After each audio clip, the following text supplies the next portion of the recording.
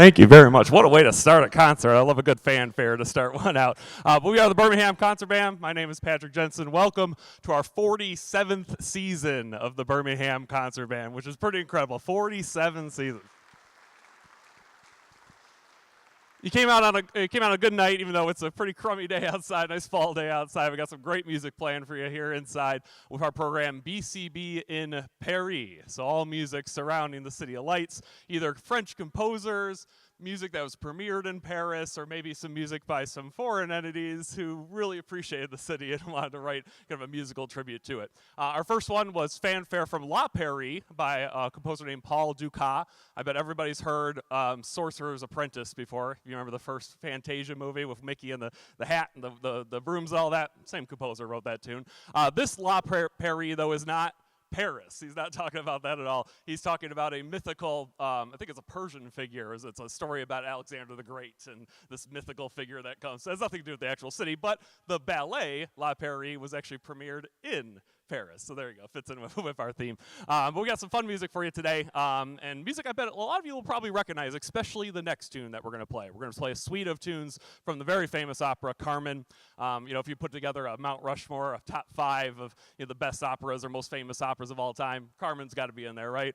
But the problem is that, I guess for George Bizet, the man who wrote this, he didn't really get the appreciation he thought it considered, because he actually passed away almost, I think it was like 2 weeks after it ended up being premiered. So although he saw some of the initial successes, he really thought it wasn't going to be like this international pop culture thing that it's really turned into today. And that was kind of a microcosm for his entire career. Bizet, he won the Prix de Rome, this amazing academic achievement for composers, but then nobody really wanted to play his music or really take him seriously, and he always felt like he was kind of behind the 8 ball, and he ended up passing away that way. But I think he's smiling down knowing how many people appreciate his music now. In fact, I bet most of you probably know several tunes from Carmen, a piece that's written 150 years ago. I bet several of you know several of the tunes from that opera. I like to equate it to like West Side Story. You know how many hits are in West Side Story, that Bernstein wrote. Even people who don't pay attention to Broadway know the songs from West Side Story. You get the same thing for Carmen. Even people who don't listen to opera music, you've probably heard some Carmen tunes and like Looney Tunes or something like that. It's so unanimous to pop culture. So we're going to do a suite of tunes, 4 tunes actually from the opera, and I bet you'll recognize a bunch of them. Here it is, a suite from Carmen.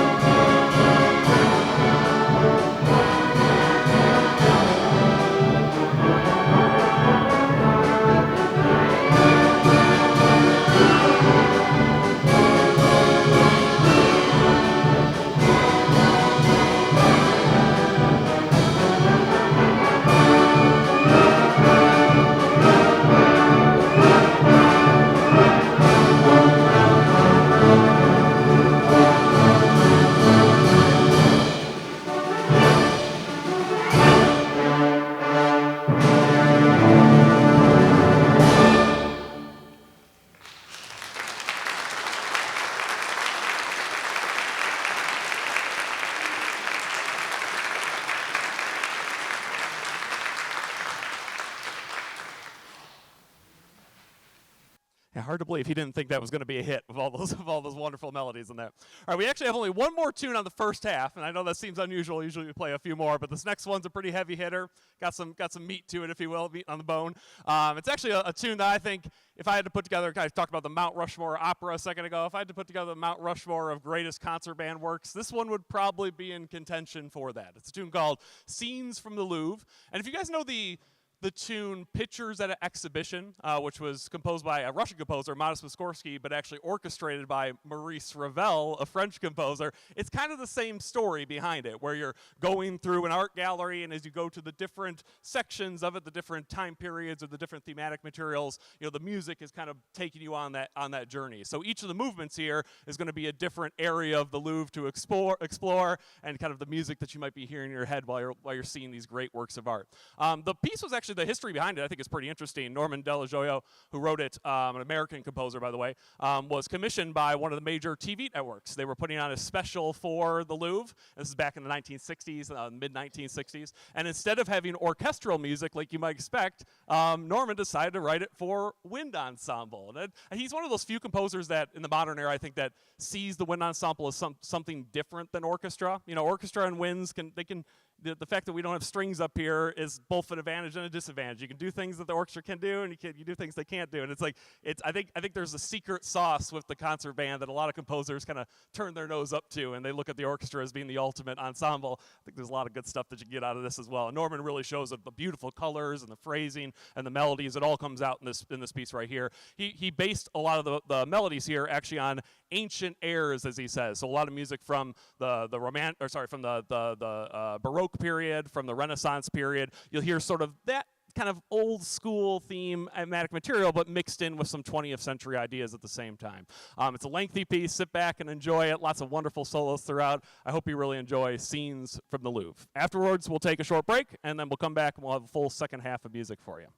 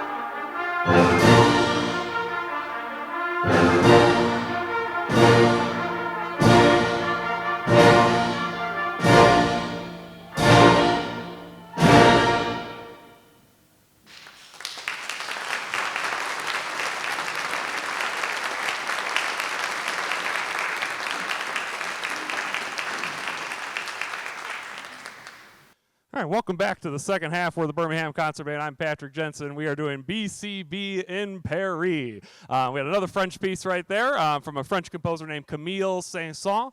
You might know Camille from a tune like Carnival of the Animals. It's pretty popular.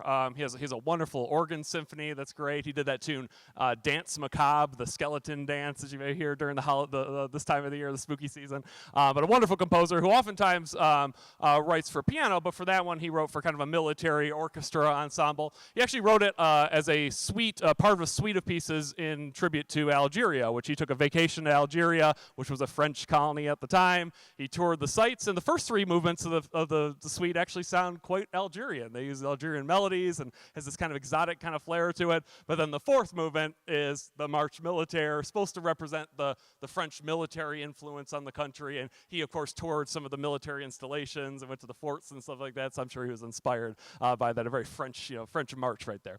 But we're going to continue on with some more very French music. And I think I'm all about top 5 lists today. If you're going to put together the top 5 lists of French music, I bet a lot of you will put the tune Clare de Lune, the next tune that we're going to play on that list. Another one of those tunes that even if you've never listened to really classical music or have nothing to do with it, I bet you've heard Clare de Lune because it's been used in every darn movie and TV show and commercial and all that. The one that comes to mind for me is the end of the newer Ocean's 11. Remember the one with George Clooney and Brad Pitt? The ending when they're in front of the fountain right there. They play Clare de Lune right there. But it's always at the end of a movie in a sappy, emotional moment. They play this song in the background. But it's warranted. There's a reason why it gets played all the time because it's a wonderful piece of music. The title of the tune is supposed to mean moonlight, and so like a lot of French music around this time, kind of late 1800s, early 1900s, it's supposed to invoke emotion and mood, and it's not like Symphony Number 1 like it used to be in the past. Now they're talking about real human emotions and trying to represent that abstractly with music. One of the masters of that was the composer of this piece, Claude Debussy, one of my favorite composers, and I think one of the most important composers, kind of underrated in history. He was really important for transitioning music from that Beethoven, Brahms kind of older style to what we see during the 20th century, but not in the weird abstract, atonal, 12-tone stuff that you oftentimes get in the 20th century. He wrote with melody in mind and harmony, and a lot of his tunes have this dreamlike quality to them. It's so amazing.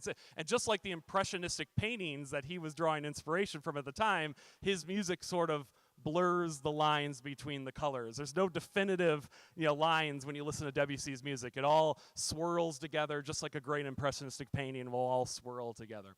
Debussy loved to write for piano, one of his favorite instruments, just like a lot of the French people did at this time period. And I think it's because they all belonged to these things called salons. They were like little music clubs, and they all get together on the weekend and kind of nerd out with each other about music. And you're not going to have a giant orchestra at these meetings. You're going to have chamber music, and piano would always be at everybody's house. So I have a feeling that's why they're writing writing so much for piano. But this was a very early work for Debussy. He wrote it for piano. He wasn't really confident in it, so he reworked it about 30 times and eventually published it later in life, and it's become a classic. You're going to hear mainly it being played by the wind ensemble behind you, but as a tribute to that original piano version, you're also going to hear some wonderful piano excerpts from the great Carla over here on piano. So hopefully you enjoy Clare de Lune, the wind band rendition.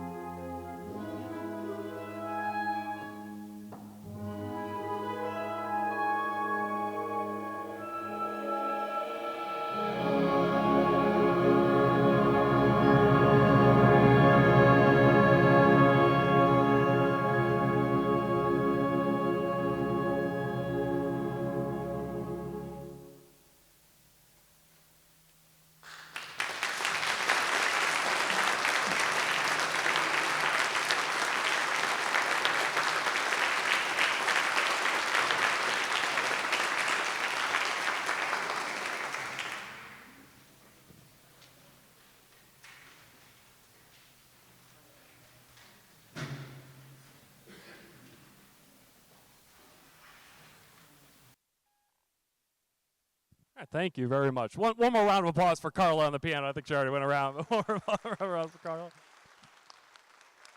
There she is. All right, hard to believe, but we're already towards the end of our program. I hope you enjoyed what we had to offer today, our BCB and Peri experience. We have a lot more music, though, coming up this season during our 47th season. I just want to highlight the next two concerts, which the dates are actually in your program. If you look on the inside of your program right there, I wrote them down just to make sure I got them right. For once. So our Christmas concert's on December 15th right here in this same room, Sunday, December 15th.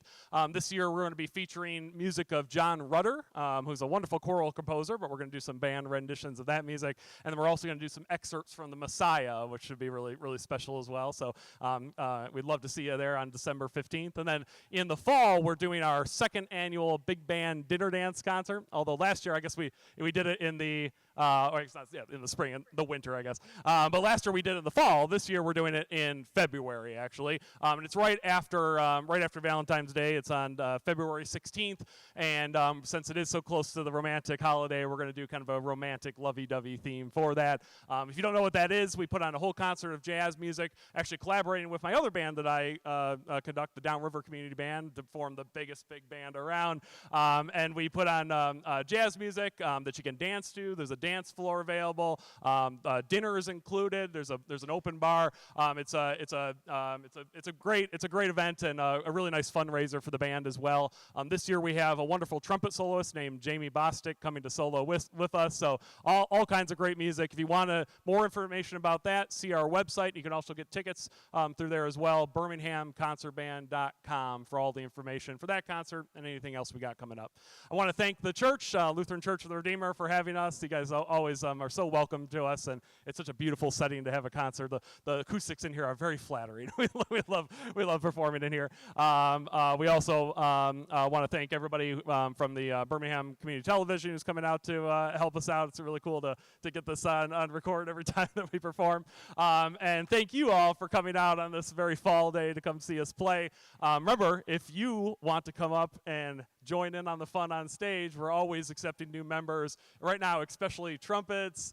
We're looking for percussion always, double reeds, always looking for some new people. But any instrument is welcome. If you want to come, all skill levels are welcome as well. This is a community ensemble, and the goal of this ensemble is to have fun while performing and get music out to the community. So it's a very low pressure, fun first sort of club sort of situation. If you're interested in joining, you can either see the website, talk to me after, talk to somebody else in the band, and we could send you in the right direction. All right. Our last selection for the night is going to be "American in Paris" by the great George Gershwin. And although Gershwin is 100% American, he had a fondness for French music, like a lot of jazzy type musicians did. This is actually a very common thing. Gershwin was famous for bringing jazz and orchestra kind of together. Well, if you look at those harmonies that Debussy or Ravel or some of these other Saint-Saëns, the people we've talked about today, their harmonies are pretty similar to what early jazz musicians like Louis Armstrong were using back in the 20s and 30s. So a lot of these jazz musicians took a pilgrimage to Paris to see some of these French composers and talk music and nerd out a little bit. And that's exactly what George Gershwin did. He went over there, sought out some of his heroes. The biggest of the big was Maurice Ravel, the same guy who wrote Bolero. You guys know that tune? That tune, same composer that did that, and he took a few lessons of Ravel. They really hit it off. And supposedly what happened, I think this is probably more legend than true, but the story goes that everybody tells is that Gershwin asked Ravel for advice, and Ravel responded, "Why do you want to copy me? Why do you want to be a two-bit Ravel when you can be a first-rate Gershwin?" I doubt that exactly happened, but he probably told him something along those lines. So isn't that good advice, right? If, as a creative, you want to do your own thing. And if Gershwin would have been trying to do somebody else's thing, he wouldn't have had that distinctive jazz orchestra voice that we all know him for. Tunes like Rhapsody in Blue, I bet you know, by George Gershwin, and of course, American in Paris that we're playing here. Of note, something to listen for is Gershwin particularly loved the hustle and bustle of Paris, and he loved the car horns and the taxi sounds and all that. And when he came back to America, he actually brought a few of those horns with him. He literally got some from the cars in Paris, brought a few of them home with him, and you'll hear those sounds incorporated within this music right here. So thanks everybody for coming out. Hopefully we'll see you around the Christmas season. This is the Birmingham Concert Band. I am Patrick Jensen. I'll see you next time. Thank you.